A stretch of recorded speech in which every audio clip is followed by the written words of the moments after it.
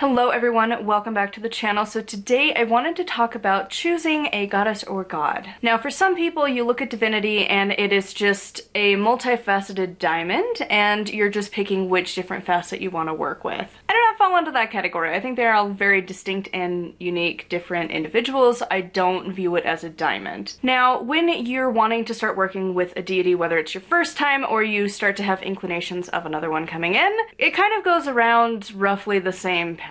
So tomorrow I'll make a video talking about how to build a connection with a deity, but for now this is just the figuring out which one. So we're gonna start off with you are picking one. You haven't had any signs or any inclinations one way or the other, and you just want to start working with something.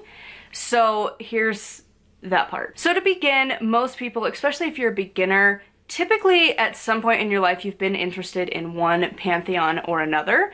That's usually a good place to start. A lot of people will immediately have an interest in like the Norse and the Vikings, or you might have an interest in Welsh or Irish. You might also have an interest in like Egyptian mythology or Greek mythology. You might want to start there and look into the deities at that point in whatever area of the world. You might also want to stick with contemporary. So this would be the mostly Wiccan ones, such as, you know, the Triple Goddess or the Triple God, the Oak and Holly Kings, the Green Man, stuff like that. Like, it's sort of ancient, but it's really a lot more like modern Wicca things. You may also find yourself wanting to go with your ancestry. Personally, I don't find that that matters one way or the other. To some people, it is a huge deal.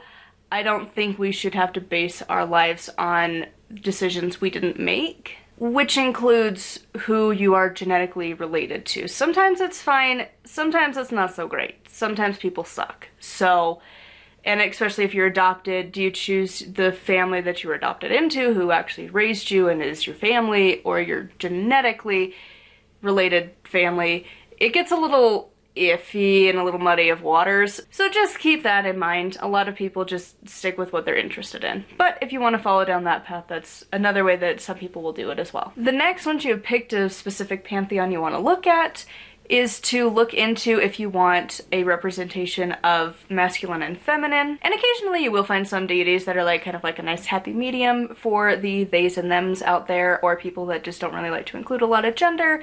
There's a handful, they're not terribly common. If that's something you're really wanting in a divine relationship, probably just start with that in your like Google searches. And so once you've decided from there, what you want to do is look into what interests you have. For example, if love and compassion and healing is really big for you, you might choose one of the healing type goddesses or gods. Most ancient civilizations had something along the lines of a healer type deity, if not multiple. So let's say you want to look into Egyptian and you're wanting love, compassion, healing. Obvious answer is probably going to be Isis. If you're looking for more of the Welsh-Irish area, you're going to definitely want to pick like Bridget. If you're wanting something a little more feisty and more of like a warrior type, but you still want a goddess, then you might end up with like the Morrigan or Freya. If you're wanting more of a protector and kind of like a fatherly figure, you might stick with Thor or even like Dagda, which I'm sure I'm mispronouncing his name, it's fine. If you're a very crafty person, you might want to go with like Lu, because he is the god of like everything ever. He just picks up a craft and is a master at it. And if you're not sure, if you don't have a particular interest, just go find a mythology book, or even online, there's quite a few videos and just articles and whatnot on myths. It's a really great place to start. Typically, you'll be able to find what these deities are mostly associated with. And it's okay if you can't narrow it down right away. It might take you a few days, a few weeks, a few months, even a couple years. And if you're not sure, but you don't really want to like step on the god's toes, so to speak, something I used to do, I would do similar to what the Wiccan-ish beliefs are, in that I would call to the goddess and god, but instead of it as the diamond, I just looked at it more as like a general call, and whoever wanted to pick up the phone would pick up the phone. the universal phone that I was sending out with a candle. And of course, I at that point was asking for like a particular deity to come into my life, and I just didn't know who, and to give me signs. What you may want to end up doing once you've kind of narrowed it down but you're not sure if it's reciprocated is to look for signs in your life that are attached to them.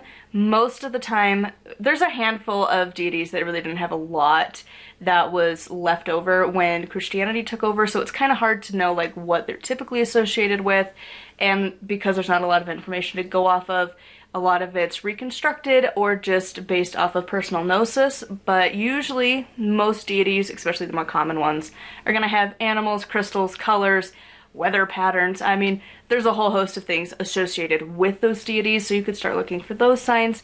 Just kind of put a PSA out to the universe of, hey, this is what I'm looking for.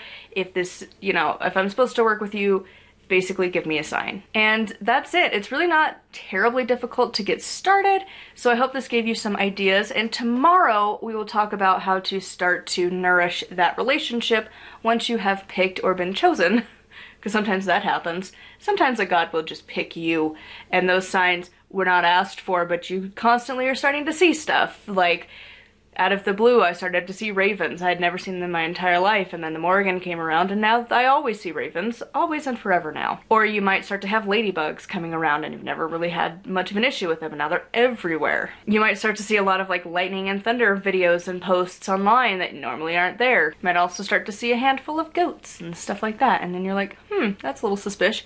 And then you find out that Thor might be calling to you. And so that'll be the topic of tomorrow, is how to deal with it once you have picked and or been chosen by a deity, and kind of how to start developing that relationship. So I hope this video has been helpful. Do make sure to like, comment, and subscribe. I post every single day. I do also have a Patreon I post on pretty regularly. If you want to check that out, support me.